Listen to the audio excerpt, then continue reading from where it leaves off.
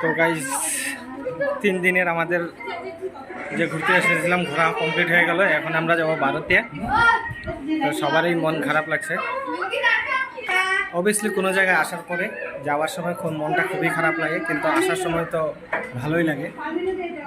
যাওয়ার সময় অটোমেটিক মনটা খারাপ হয়ে যায়। ভালো মতন থাকবা সিল্কি মুলকি, হ্যাঁ হাই করো, ভালো মতন থাকবা, হ্যাঁ চলুন বাবা, দুষ্টামি করবা না।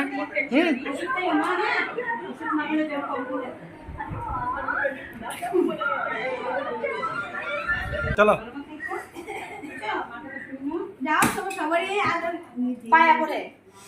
মায়া পরে আদার শুনি।